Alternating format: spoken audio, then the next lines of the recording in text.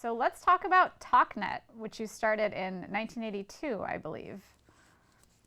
How did that come about for you? Ah, TalkNet. Okay.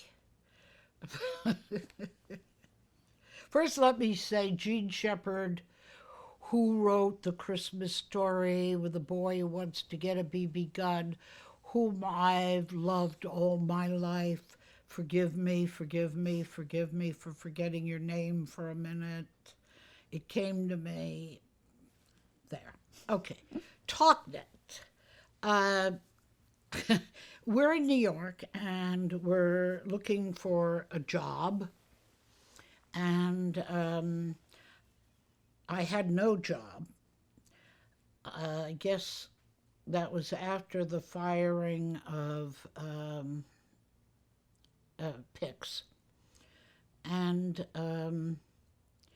the thing that my husband was running a restaurant. We owned a restaurant on First Avenue that was so far ahead of its time, and it was called the Wine Press. And Stan from Marvel Comics, Stanley. Lee, came in every night for dinner, and a lot of interesting people lived in New York came all the time. And one of them was the vice president of NBC. And I eventually got up the moxie to ask him for a job. And he said, come see me in the office. And I went to see him in the office, and he said, what do you want to do? And I said, I would like to do anything you've got. I need a job. Carl wasn't taking enough salary for us to live in New York. So he said, well, okay, and why don't you come back in a week and I will have found you a job. When I went back in a week, he had been fired and replaced by a man I didn't know, to whom I told this story. And this man said, well, I'll look for a job thanks to my predecessor. Why don't you come back in a week? And I went back in the week, and that man had been transferred out of NBC Radio. And finally, we got down to the third man, who said, okay, there was such a thing as NBC Radio in those days. NBC sold its birthright for a mess of pottage. NBC eventually, there is no NBC Radio, there's just sports. They sold it to a sport. So you have no NBC Radio. How a major network like NBC, ABC, CBS could allow themselves not to have a radio network was the beginning of the end of radio. But he did give me a job working all night on the radio, answering questions. And at first, people said, well, is she a psychiatrist, a psychologist? Who in heck is she to answer questions? That died out because the ratings they started a slow roll out, and the show rolled out in about 3 or 4 cities, then 15, then 20. And at its high point, I was on 120% of America. Now, how do you get on 120%? Since there's only 100%. I was on 2 stations at the same time, opposite myself. So I was on opposite me. And the show became exceedingly popular.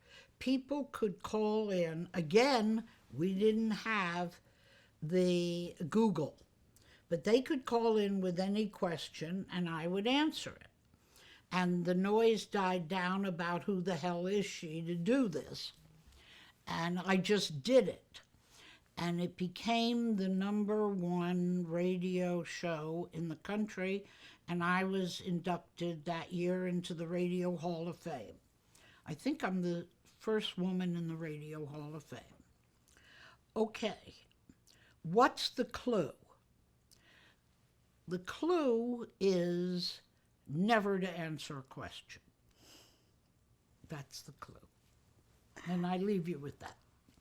What happened were fascinating things happened.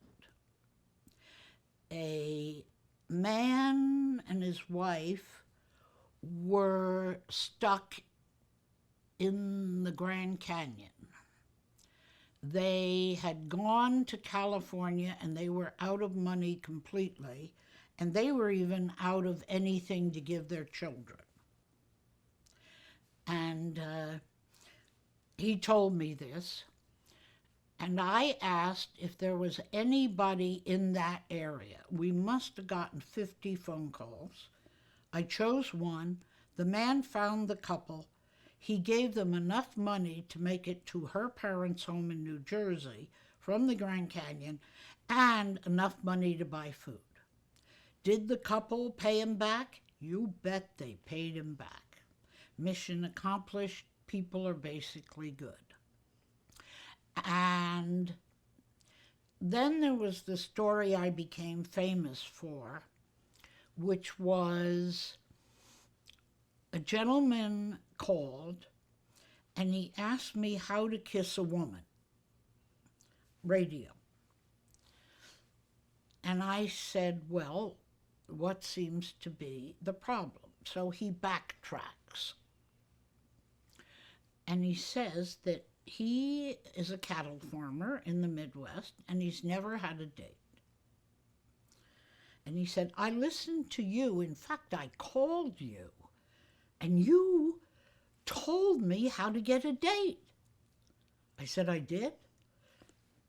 We're taking hours and hours of phone calls. So he said, yes, that's what you told me to do, and I did it.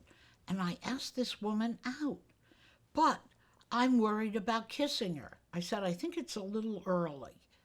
Can you just go out with her a few times? You've never been out with anybody? No. I said, call me back in about 2 weeks. So man calls me back. And I described to him what I think is the best way to kiss a woman. And America became obsessed by the dairy farmer who had never kissed a woman. And I mean, we got calls from, as I said, all the ships at sea. NBC Radio could hit just about anybody. And boy, was their advice and were their stories. So, he kissed the woman. The woman fell into his arms. He married the woman. And the first cow born was called Sally. So. Do you remember what your advice was for the best way to kiss a woman? Oh, yes. But I'm not going to tell you. Oh, yes. Oh, yes. I had to be very explicit and very simple. You see, the neat thing about not having Google to look it up was you have to fly quickly by the seat of your pants. Anything anybody asks you, you've got to be, you are Google. You have to be able to do it. And it put me through a lot, and I wasn't always right, but I was always right because I never told anybody what to do. People really want to be heard. They don't want to have you give them advice. And so,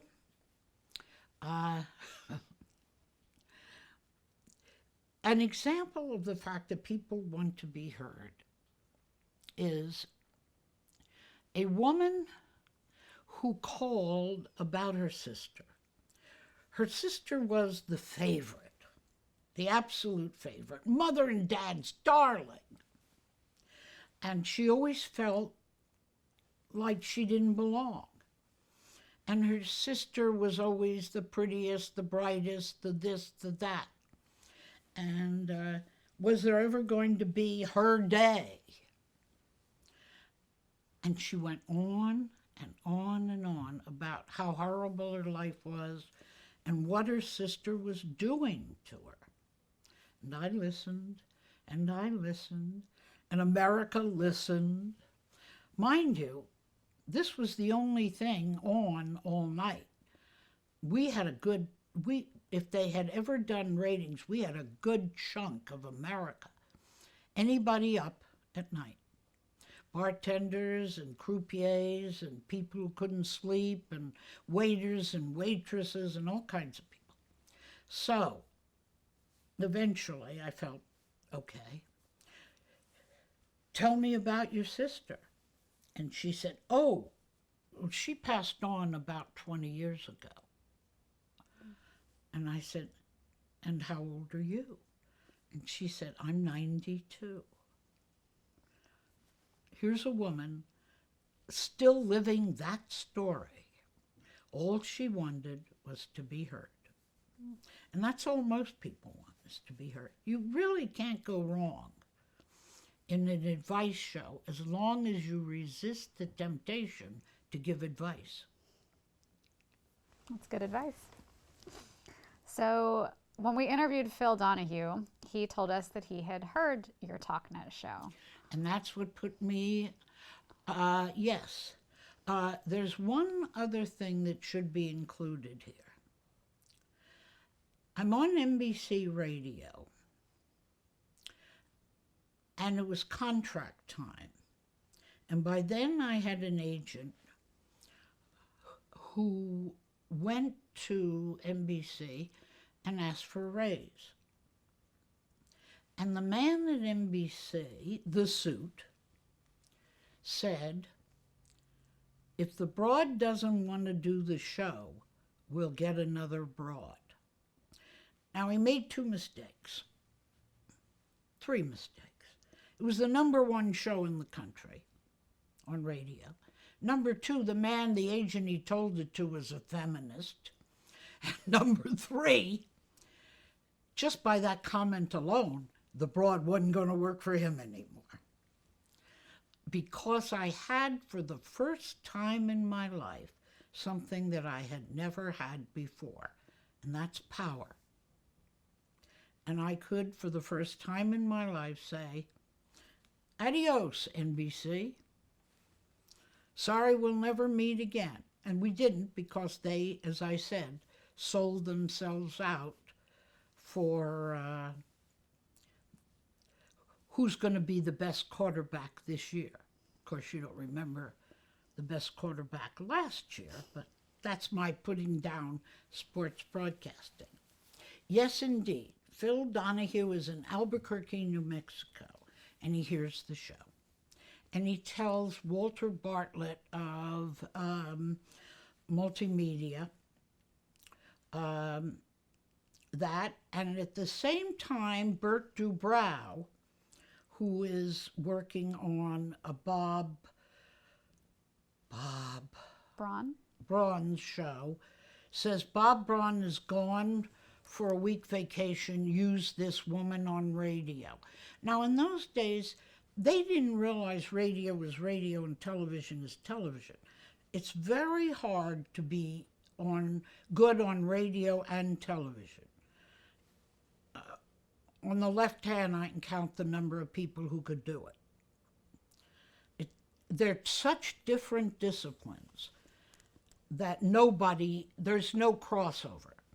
Larry King is a crossover, but there are no other, and Gene Shepard, no, he never made television. There are just very few crossovers. Of course, somebody will write me in which ones they are, but right now in my head, not a lot of thinking. The Bob Braun show, where I replaced him, an awful thing happened. They fired him and gave me his job. Now, I tried like hell not to take his job. First of all, I was earning enough money on radio. I was by far the highest paid person on radio at that time. Suddenly, I would say that until that time, I'd never earned over $20,000 a year for anything. So you do what makes you happy, and eventually the money comes, which is a good lesson. But I didn't want them to fire him. However, I had no control. So it's either take the job or somebody else takes the job. So I took the job, and it was in St. Louis, Missouri, where they owned a station. And they owned about 5 other stations near the St. Louis area. So we went on 6 stations. And then they began to sell to other stations. And that was the beginning of the Sally Show. So you guest hosted for a week, and then they wound up giving you your own show. That is correct. In only 6 stations. So when the show first started out, it was called In Touch with Sally, Jessy, Raphael? It was. It was called In Touch with Sally, Jessy, Raphael, because they didn't realize that there was a gay show called In Touch.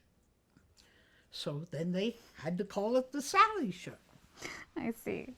So talk about putting the show together. What did you want the show to be? I wanted to communicate. I didn't particularly care as long as I felt we were informing and communicating with people like I was doing on the radio, making people learn more and feel better. And so the show started and remained for quite a while a very informative show. We did a mastectomy on camera. We were the first to do the only show, because there was no Oprah, the only show to do an awful lot of instructive women's issue, people's issue things. And I was quite proud of the show, and I could go to work every day liking what I was doing. We have a whole lot of firsts. We had a period of time when we did physicality, meaning Sally does everything. She boxed, she wrestled, she roller derbied, she drove a 16-wheeler. By the way, I don't drive a car. She drove a 16-wheeler. And everything was me doing physical things. Now, by then, I was getting a little long in the tooth, but I loved doing the physical things. I loved studying that, how to do it. And that became exciting for me. Then we went through a whole period of taking on people's prejudices. We fought the Ku Klux Klan. We fought Scientology. We fought an enormous amount of people who were against other people. And then we went through a series of let's move her around. Every week was done in a different town in the United States. I don't think anybody does that now, where they move their show every week. Maybe the one with Vanna White may move. Wheel of Fortune? Wheel of Fortune may move, but I know Ellen doesn't move. I know Ellen doesn't do the physicality. Somebody else does it for her. And nobody does the telling the Ku Klux Klan off as a part of a show, a regular show. They're afraid they wouldn't get voted for or something. But we did all that, and it remained pretty good going. Other people joined the fray. and did good shows. Um, it was pretty good, and those were pretty good times. Any questions about them? Yes, let's talk about a few of those things. Like, First of all, did Bert stay with the program? yes, Bert stayed with the program for a while, and then he left and went to a show they were starting, either Jerry or Maury, I don't remember which. Same company. The show was sold over and over again to a lot of people. It was sold to Gannett newspapers. It was sold to, finally, eventually, the show wound up in the hands of NBC Universal, who have to be, to this day, the worst bosses I've ever worked for. Why is that? Having worked for a lot of bosses.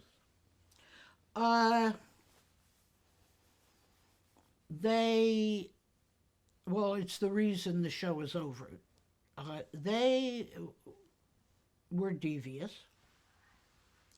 And what they did was decide if they could set the producers against me, they could get me to do a show that I didn't want to do. And that was a show that I felt then and feel now exploits people. I don't think it's great broadcasting to take people who are less educated than you are, or a different color than you are, and make them appear foolish. But they had Jerry and they had Maury. And how those two men can look at themselves in the mirror every day is beyond me. At least Jerry does it with a sense of humor, but it doesn't matter. He's exploiting the people. Who your baby mama? That's an exploitation. And I didn't want to do that. And they said it sells. And I didn't want to do it. And they said it sells. So they would call in the producer and they'd say, whatever fancy idea Miss Raphael comes up with about discussing immigration or women's health, make sure you don't book that. Make sure you book Who's Your Baby's Mama. And I would fight it. I would never not show up. Remember, I don't give up a job that has money. I never had. I didn't have that luxury. But I fought them, and I fought them, and I fought them. And then they kept producing shows that I would go out there and do, and I didn't feel good about myself. And I just couldn't do it. So what was wrong with them? I think going to producers and asking them to produce something that the person the host doesn't believe in, I think that's lousy. I think they took away some of my best producers and put them on their other shows. They tried to drain it. People who believed like I believed were then moved to somewhere else in NBC. They have a network has a lot of ways of making you pay if they don't agree with what you're doing. So that's my feeling. Well, let's go back to the beginning and talk a little bit about the kind of topics and guests. Did you have kind of final approval when the show began over who the guests would be? And I always had it. I would say I only exercised it at the very end when we got to the Who's Your Baby Mama. I never exercised it with a good group. Remember, I respect producers. They have their finger on the pulse, or they shouldn't be working. At one point, I had 250 employees doing the Sally Show. I never fired anybody. And very few people ever quit. We had a good relationship. So they knew what people wanted to know, or that was their job. It wasn't my job, it was their job. Talk a little bit about the look of your show. Did you have input on the set and kind of what the staging would be? Oh, they would always show me pictures of the sets. We would redo the sets every once in a while, and they'd show me pictures of the sets, and I would get to choose. But primarily, I felt it was important to stand in the audience. And what I was doing is using the Phil Donahue playbook. What he did that was working, I did. And that was pretty easy. When you have a leader like that, it's quite easy to do what he did. As Phil is probably one of the best television broadcast talk show hosts that's ever been. And the reason was he knew how to bring him into the tent. First you bring him into the tent, and then you tell him what you need to tell him. You can't preach to people. You can't say, today I'm going to tell you about mammograms and breast cancer. You can't. You bring them in, and then you do your job. So how would you bring people in? Probably by taking any topic and making it, this was extreme in those days and normal today, making it about one person and making you care about that person. We'll talk about interacting with your guests and panelists, and how often would you have an expert on the panel, and when would that be necessary? We had a lot of experts because I don't proclaim to know as much about any medical or given or psychological thing. I'm no expert. I've always said I'm no expert. So we did have panels, we had guest authoritative people who knew what they were talking about. And the main thing that we did was the show didn't stop when it went off, when you turn the lights out. These are human beings. They're brought there. You've used them to show a problem. Now make sure they get the kind of help. And I was spending quite a bit of money in aftercare for the guests, which is one of the things that NBC, bring them on, use them. I'm sure there's no aftercare in Jerry and Maury's. Well, Jerry isn't doing the show, but Maury's show anymore. I don't think they have we had a tremendous budget for aftercare that multimedia insisted we do. The head of it was the executives of the company were mostly devout Catholics. And they were very, very sincere in wanting to do something that was important with airtime when people called you. And I applauded that. Occasionally we'd do a show to bring them in the tent. We did one in St. Louis called Lesbian Nuns. How long before the bishop called the head of the station, who called the senior producer, who came into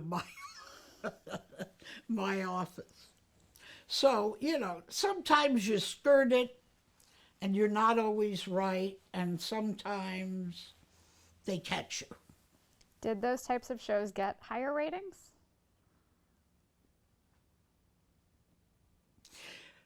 Would Lesbian Nuns get higher ratings because of the prurient title?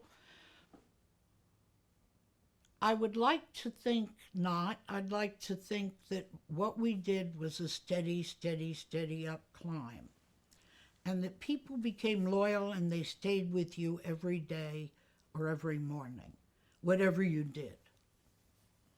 I did want to ask, you were talking about aftercare. There was famously an incident on the Jenny Jones show in 1995 when someone went on and talked about a secret crush that he'd had on a male acquaintance and was later killed by that acquaintance. And then the deceased's family sued the Jenny Jones show. Was there a change in the talk show industry after that? Not in our show. You'd already been doing? It could have happened to anybody. I mean, if somebody is mentally unbalanced enough to take someone's life, if I'm interviewing 11 people a day, and the show was on 5 days a week in the beginning, and it became 45,000 people, or more than that, one of them could have wanted to kill somebody. Could have happened to anyone. Did we make any changes? No, we did not. You can't vet enough to vet a person with a very deeply hidden mental problem. You can't vet enough. What kind of research was done on your show to get guests or find topics? Well, as I said, we had 250 people. It was researched up the wazoo and down again. Every topic, the person was researched. It was a body of work that they just don't do anymore. Nobody does it anymore. Well, there are no shows like that anymore. Ellen is mostly celebrity. I wrote a book. Probably the closest would be Dr. Phil, probably. Now, did the show start out as 30 minutes and then expand? It was only 30 minutes for a few weeks. Okay. And then the show moved locations a few times as well, from St. Louis and then went to New Haven in 1987. Okay. They didn't want to spend the money to go to New York without cover. This was syndication. It wasn't network. Do you want to explain the difference for people who let might me not tell know? people. If you're on the network, you're on NBC, CBS, ABC, whatever, and you get fired, you're gone. Syndication means they'll sell your show to any station in any town that wants to buy it. So if you're taken off in Duluth, you will, at NBC, you will be put on CBS in Duluth. Somebody will buy you. So being on syndication is far better than being a network show for the host, for the person working. Okay. So when people say, I remember you, NBC. No, it was NBC, ABC, CBS, and whoever else came in with the dollars in their hand. That's syndication. Okay. So moving from St. Louis then to New Haven, what was that jump about? We were not on enough stations for the budget to tolerate the price of airing out of New York. The price or the number of employees that would be needed. You need more in New York. And then it jumped again from New Haven to New York in 1989? Well, it was 5 years in St. Louis, about 4.5 in New Haven, and the rest of the time in New York. And did each location, did you have an impact on the type of guests that you could get on your show? Did you get more celebrity interviews when you were in New York? You would get more celebrities. Mm-hmm. Absolutely. Not a lot of celebrities want to get up in the morning and go to New Haven. Mm-hmm. Let's hear the story of how the red glasses came about. I had a problem when we first started in St. Louis. I looked one day at the teleprompter and I couldn't see as I should have. And so I saw an ad in the newspaper that said that you could get an eyeglass exam and you could get this, and you could get that, and you could get a pap smear. You could get it all if you came to their store. So I went to their store, and they tried to up me by saying, well, you want to spend a little bit more because the only ones we have at that price are red. I said, red it is. Then red glasses became a thing. They would have people vote on the red glass, on which pair of glasses I should wear. That was the commerciality of the... And when we're talking about not doing a commercial, I was reminded I did do a commercial. I think it was very early on because little Richard, who had become a friend, called me. And he said he was going to do a spot. Would I be his mother? And I said, that's the most improbable thing I've ever heard. I showed up. A, it was a commercial. B, it did win the award of the most, the best commercial of the year. And E, I've never done another one. So yes, there was one. Was there a point in time where you got recognized more in your daily life than you had before because of the show? The nice thing about my life is that people have always been terribly kind to me, and there's always been a gradual recognition. If you're on television, doesn't come all at once. People wonder why you're grocery shopping. You here, why? Well, it's the way I get food, you know. People have been very good and very, very kind. What has not been good or kind is the paparazzi press attention.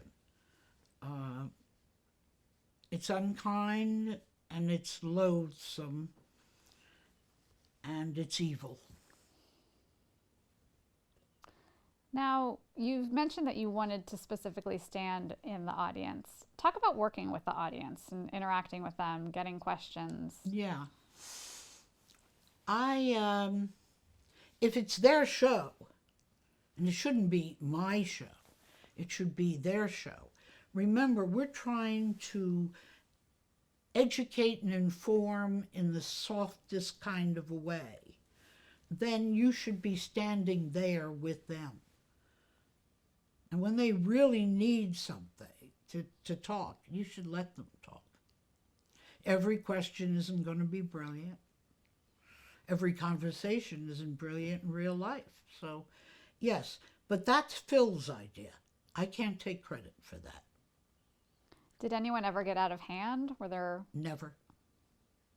Never was I pinched, pummeled, pawed. No one has ever gotten out of hand. And who was your audience at home?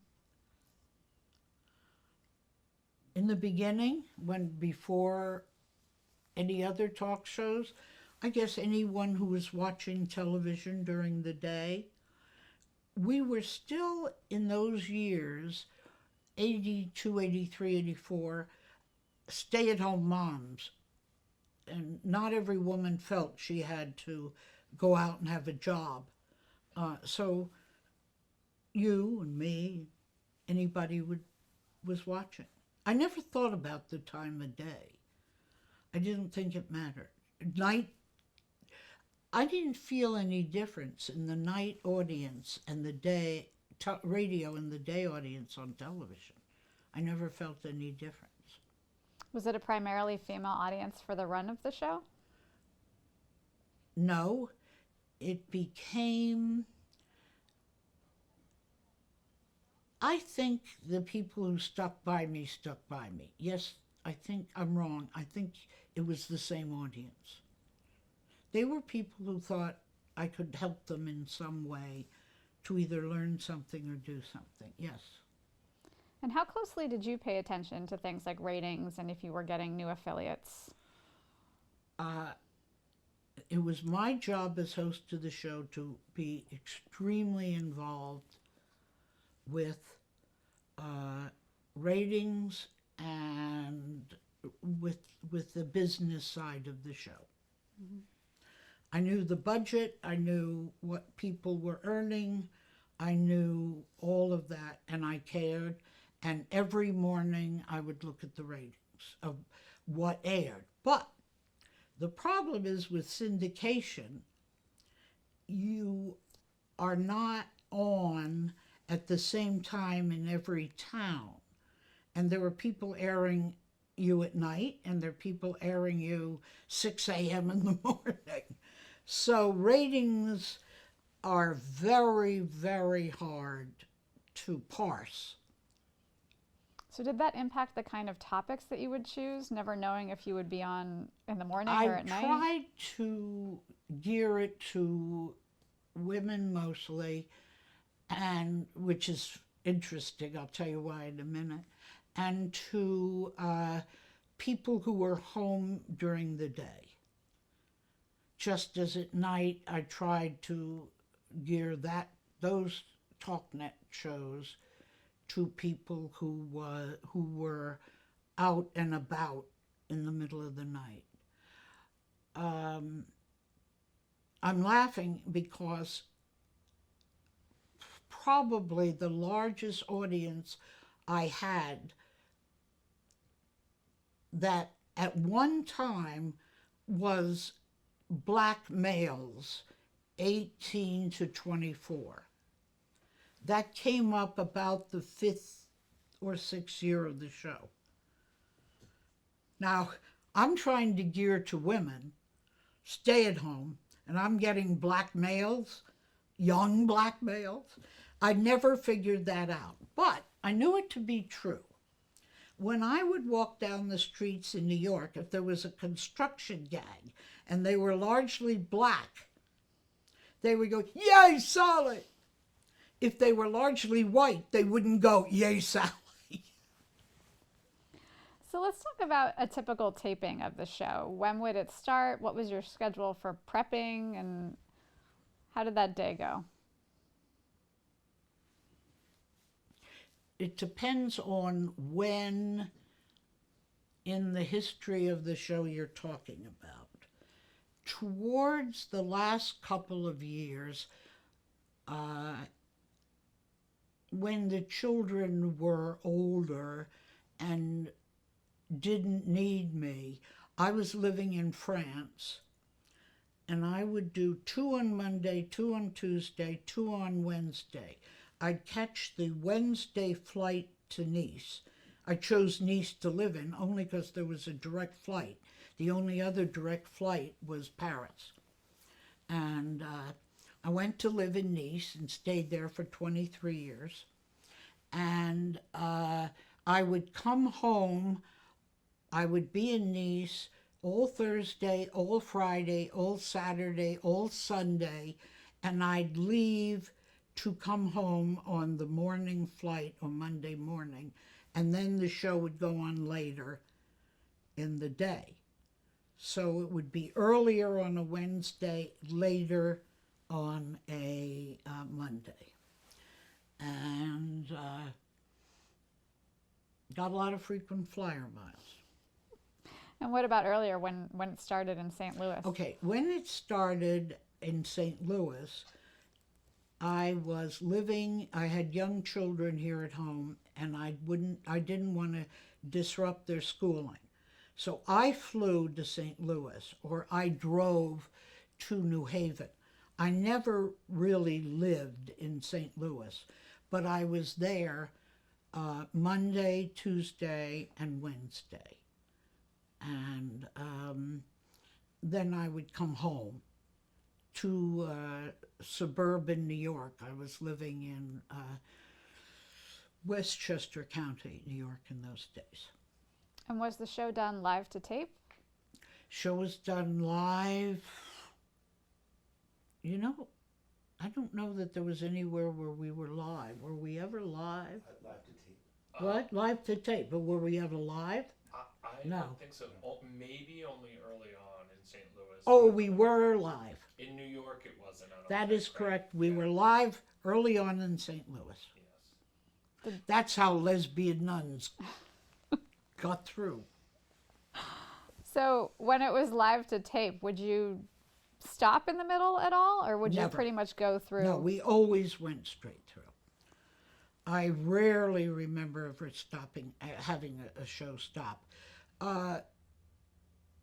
There were shows that were not done. The World Trade had an audience sitting there. And I was driving down Park Avenue from my home in New York. This is And September I saw 11th? the plane hit. And we went in and told everyone that they had to go home. So you were going to tape a show that day until We what had a happened show, yeah. happened. And the gentleman who was our security guard, his sister was working at the World Trade Center, and so were some. If you have 250 employees, a lot of them knew people or had people who were downtown. We had somebody in our family who was killed that day.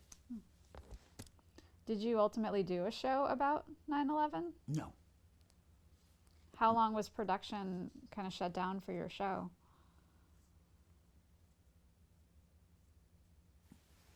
I don't know. I don't remember. A few days. Yeah. We did shows. We did a show on Columbine.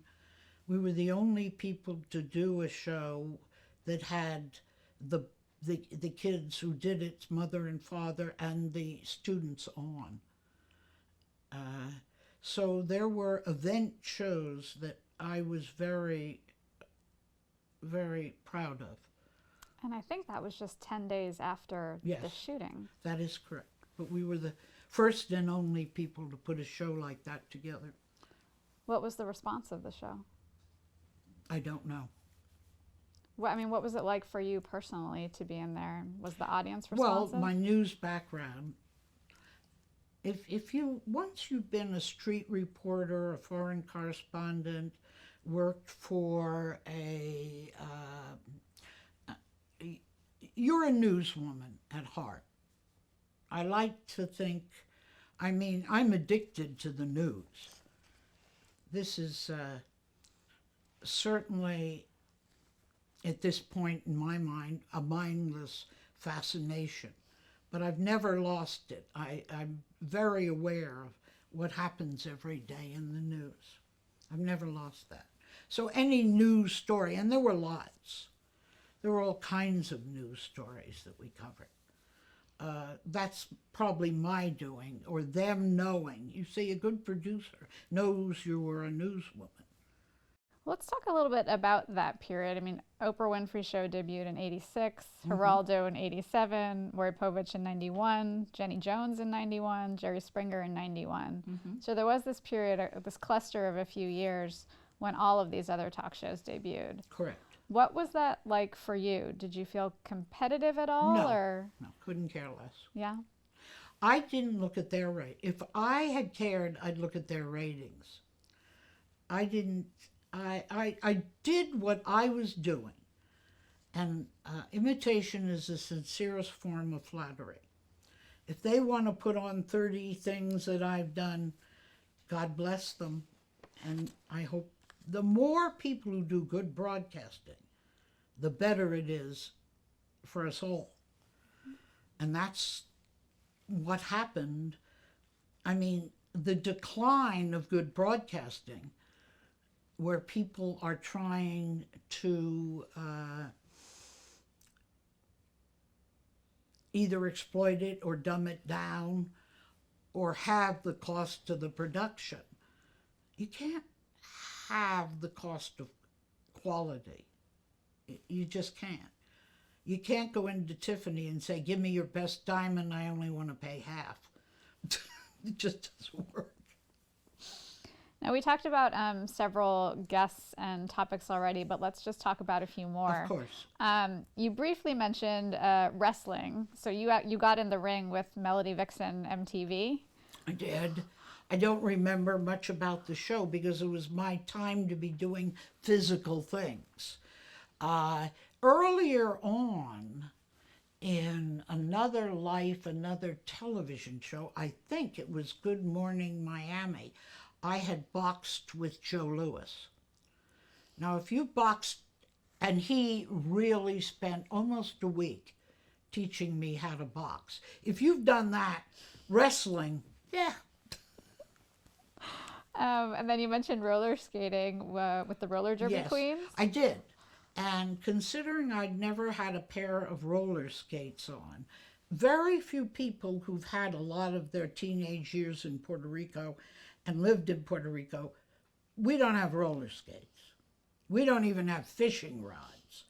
So that was, first I had to learn to roller skate, then I had to do roller derby. You had Cleve Jones on talking about the Names Project AIDS Memorial Quilt Yes. in 1987. We had, I think we were the first interview of Ryan White, the young man. And I remember, Ryan was on 3 times. Funny how you can remember something like that and not remember other things. But I had asked a research scientist prior to his coming on, how do you get it? How do you get AIDS? And he said, well, you don't get it by kissing, hugging, or touching. But everyone thought you did. So I made a point of going to Ryan at the end of the show and giving him a kiss and hugging him. What impact do you think that had? I think a lot of people were scared for me. They thought, oh my, she's going to get AIDS. But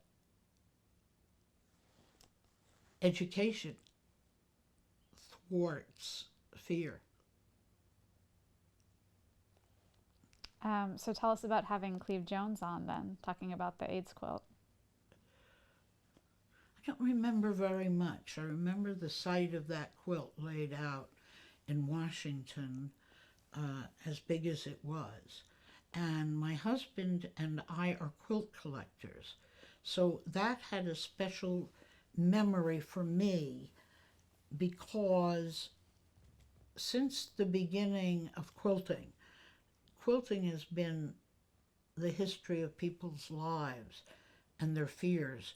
We own a quilt from 1900 that was made by men, gay men. Nobody was gay in 1900. Well, you know. But that quilts have to be of the time and of the purpose because they're your handiwork. Of course, the government, this is just an aside, sold us out, you know. When people like me were collecting quilts for a which we were going to do for a woman's museum or a quilt museum, the government sold the patterns, the Smithsonian sold the patterns of quilts to the Chinese so that little children could sit and make handmade quilts. And they knew. They knew that it would ruin the American quilt market. They knew that we shouldn't be asking a country that uses child labor. They knew. I've never felt the same about the Smithsonian since then. And if they have anything to say to me, please tell me. Well, going back to guests on the show then, you interviewed nudists in 1988. Oh yes, nudists. People love that. And I'm sure that got good ratings. Although he can't tell which show aired in which town on which day. But the what you're looking is a trajectory that goes up. the one of the things in those days that when you were in a town and you became a celebrity, you are always invited to fresh air camps or nudist camps or whatever. And I had done many stories on nudism, especially in Florida. Hey, hey, the sun. So, also, my mother was a very good fine artist, and she drew many, many nudes. We had, I don't think anything about, I'm married to a Scandinavian who, if you didn't stop him from going to the door when the doorbell rang, nude, if you ran to put a towel around him. So I don't have a thing about the human body, except it's the human body. But everybody else seemed to. So they kept saying, "What's it like? What's it like?" And I kept saying, "It's like interviewing two nudes." You also did several makeover shows. Talk We about did. doing We those. were the first to really go full hog into makeovers. It occurred to me that America loves seeing the ugly duckling turn into a beautiful swan. And since we had Richard Penna doing hair and makeup from Hamden, Connecticut, and Cynthia Ratha Rickman doing my clothes, why not put them together as a package and go out and try and find some ducklings? And so we did. And boy, it paid off in ratings tremendously. Then the other shows caught on. But we had the field to ourselves for a very good long time. And those were great fun. Everyone loves the reveal. You had the Strode family on in 1989. Duffy Strode was a child preacher who had gotten suspended. We did talk. I don't remember the Strode so much as I remember a lot of ultra-right preaching from Tammy Faye Baker, who was a friend of mine, by the way, whose house I stayed in, despite the eyelashes. And I do remember a lot of that, only insofar as it was insistent on converting others, which I don't believe in. Profess your religion, practice your religion. The minute you step over the line and say they all ought to have my religion, that's when I have a problem. So I'm sure the Strode show was about that. So did those shows get heated in the studio? Very heated, terribly heated. But unlike Maury and Jerry, people don't tend to get terribly heated toward me. They do toward each other. But I've never had a guest rush me or in any way feel that I'm responsible for their anger. Would you ever express your personal views on the show? Almost never, very rarely. What's an instance that would make you say something? If they're trying to harm somebody else, I would step in and say, we don't think perhaps you ought to want to do this. But no, part of, I was talking to you about news background. That's learning to remain terribly neutral. At least in the public, it's learning to remain neutral. What you and your friends sitting around do, that's a whole different thing. Mm-hmm. But I don't think you have the right, if you have the public trust, to tell the public that they should think your way. You also did several shows about child abuse, incest, molestation, Yes. rape. These were all the topics that the producers, not me, the producers found. Incest, child abuse, all of that. And today, that's still almost as bad a problem as it ever was. in South California, my doctor has an organization where they have a home for women who escape abusive husbands. And that's now and that's today. And he's out there, my doctor, trying to get money for his. So it hasn't seemed to me to get much better. How would you navigate those kind of really sensitive topics as a host? When you have a topic that's that sensitive, what you want to do is empower the victim. People don't become victims till they feel that they're not worth something. People who know they're worth something aren't victims.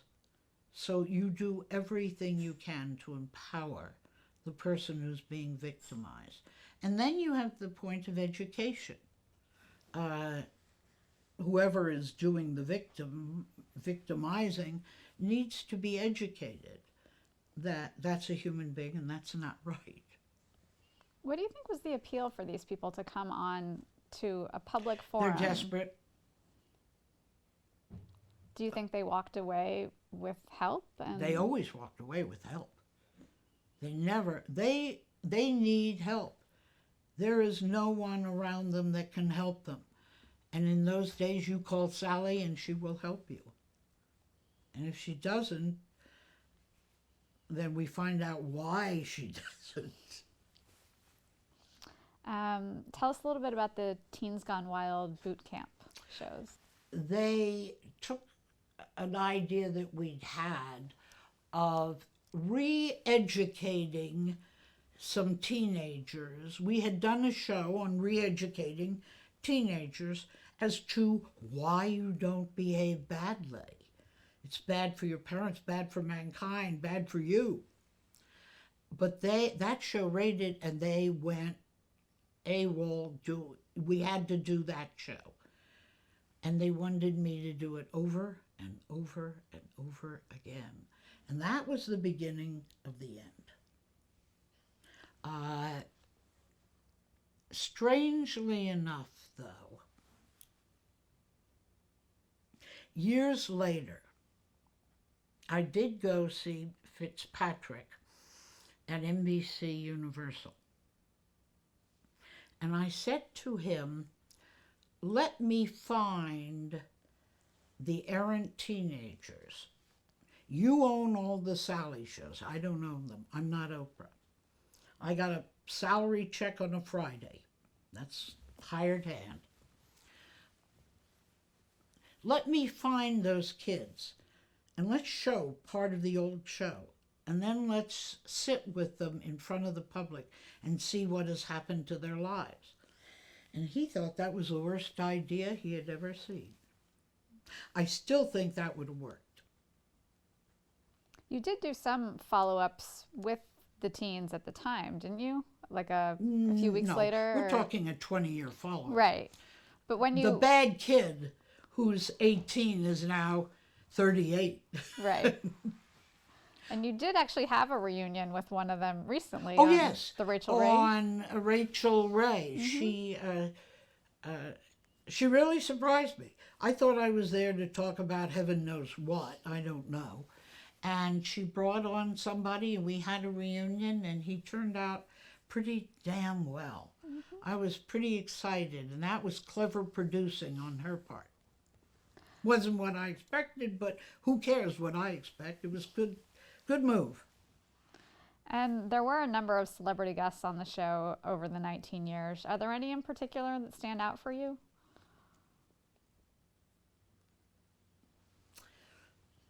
I made a little list of people who would never be missed. No, I couldn't find the list when I knew I was going to talk to you. It's an amazing list.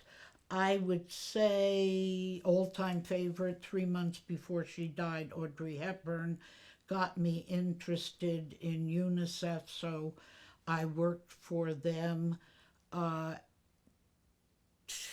went to some South American countries to give out meds only because, and I spoke at her funeral, but because I believed in her and what she did. She was not only one of the most beautiful women in the world,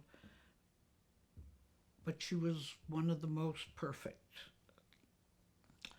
And that always interests. I'm trying to think. Cher, God bless Cher. You could always get an audience, even if it was a Cher lookalike.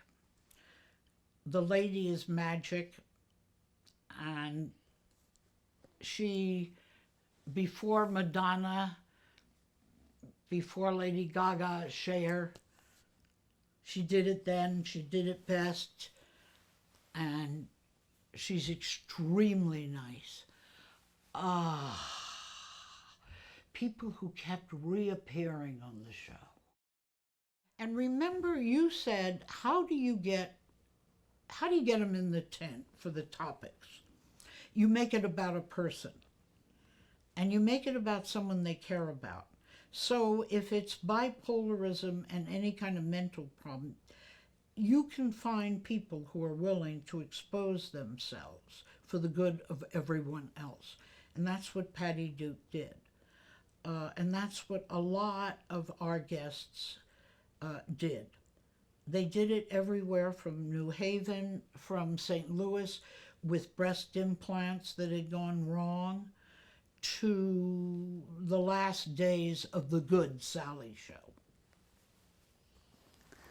So, did Patty come on telling you that this was going to be the first time she was going to publicly talk about this? No, the producer told me. Okay, so it was known that she was kind of going to break this story Of course. on the air. Yeah. So no, we wanted to find somebody who would admit they were bipolar in front of people and tell us their story. It works topic to guest. The show is guest to topic, but the research is topic to guest. got it. So as the host, talk about navigating that with Patty. Well, first, I haven't ever had a problem of anybody being booked to talk about something that decided they didn't want to. So I don't know what you do if that came about. I probably would discuss the problem with them and then encourage them, have you ever experienced? That's probably what I would do. I've never had to do it. People also, there are some of us born that people talk to. As I said, my father, anybody in the world would go up to this huge bear of a man, and he had the hands of a bear. He was 6'4". He was huge, and people would talk to him. People have always talked to me.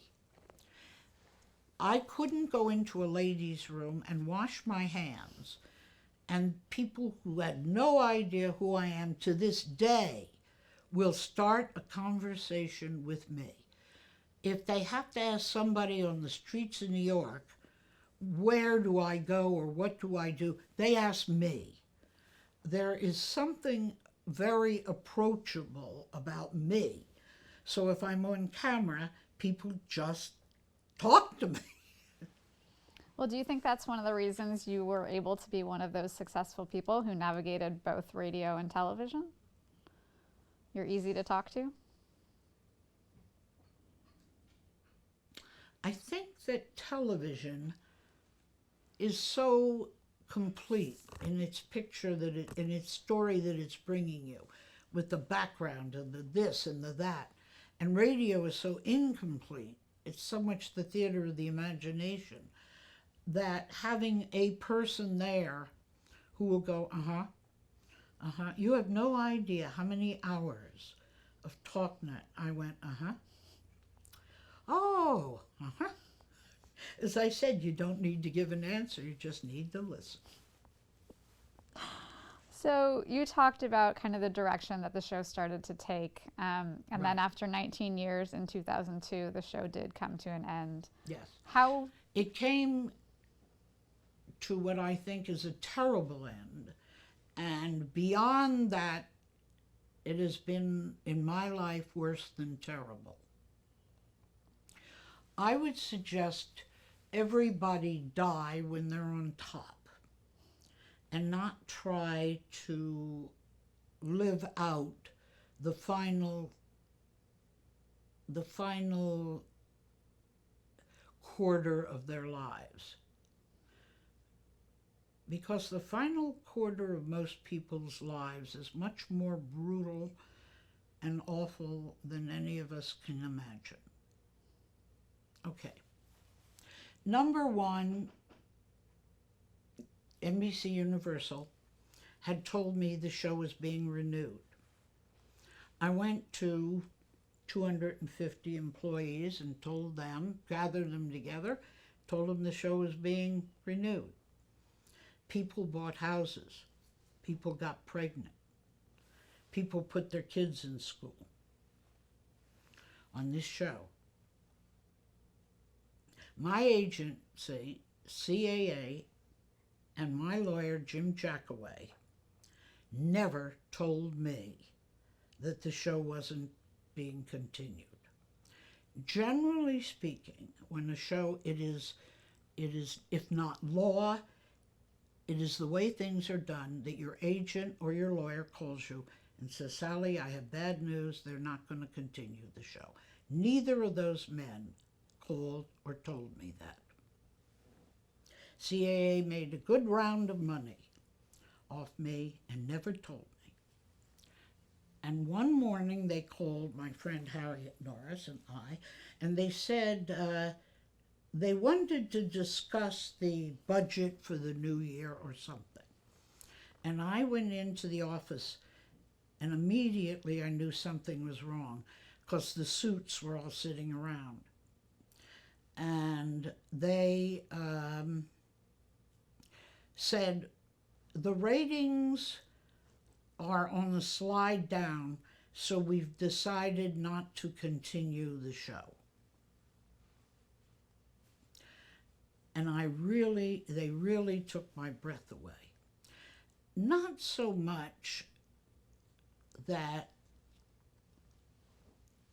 I was worried about my own finances or something, but I had just told 250 people that they had a job. And it was only a matter of 2 or 3 weeks. They could have told me then. But they had their business reasons. Oh, yeah, y'all would have left. I don't know what their business reason is. I had to go and gather those people together and say, whether you believe me or not, I did not lie. I did not know. So that was that. That was okay.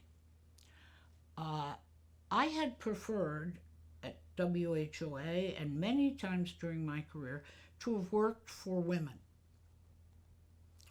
The people who did me in, Linda Fennell at NBC, and my own producers who went behind my back and booked shows I didn't want to do, were all women. Boy, that could sour the heck out of you. So I felt betrayed by NBC Universal, by women. By the way, a 4/8 today in daytime would be a pretty damn... What it was doing, there was so much competition that it was, I think, leveling off. I think if you gave them good stuff, it would go back up. But, you know, that's not my decision to make. I don't own the show. Why do I say the last part? My agent, CAA, gave me a crystal vase when the show was over. And they threw a little party. And the crystal vase said, "The best is yet to be." To my knowledge, I've not gotten one job from CBS, from CAA, since the show went off the air. If the best is yet to be, I don't know what they're waiting for. That's number one. Number two, at the party, the head of CAA said to my agent, look, put her on one of those sitcoms. She's an actress. Put her on a sitcom. And he said, sure, boss. I called him every day, had to be for a month. He began not taking my calls. I don't see that I've ever been on a sitcom, as a regular on a sitcom as an actress. They did absolutely nothing. The minute the money dried up, that was that. They had no interest in helping you or furthering your career or doing anything else. But neither did anybody else. Patrick and Jason and I invented, or I alone invented, all kinds of shows. And we went to LA, and we went here and we went there. People will always take a meeting to see what I look like in person. And then they will do nothing. So I haven't earned any money since that show went off the air. The answer is that just because you've been a celebrity or a top talk show host, don't think that you're ever going to work again. The two gentlemen in my life, Patrick and Jason, spin boys, that's the kind of loyalty and caring and still hoping beyond hope that something comes up out of nowhere. So we're a lot of delusionary human beings, particularly in this room right now. And I guess that's about it. Now, all right, so what? So you don't work again? I've worked since I was 6 years old. I live to work. Not being able to work is probably the killer. However, life kills you also. My husband has Alzheimer's and Parkinson's, and I'm his primary caretaker. And if that isn't a job, I don't know what is. So there's no up. People say, you must have good days and bad. No, you don't. Every day is a little bit, there's no cure, there's no medicine, there is nothing. And I say that on behalf of 1 out of every 5 people who are going to go through Parkinson's or going to go through Alzheimer's. Whatever research there's been, they've really stopped doing a lot of research and now trying to develop meds to keep you stable. I know that from the research people. But you have a big cake and every day somebody cuts another slice out. And I've worked with this man 24/7 for 53 years. Some people have a husband who goes to the office or a wife who does. I've been with him 24/7. And to watch the deterioration in a brilliant mind is just about as hard as it can be. So I don't know, people say, you know, carpe diem. I'm waiting for the goody diem. When's the goody diem? It isn't today. It isn't going to be tomorrow. It's just going to be more and more and more of hardship. So I'm putting in a little plug to ask them to continue doing as much research as they possibly can for all the Carls of the world.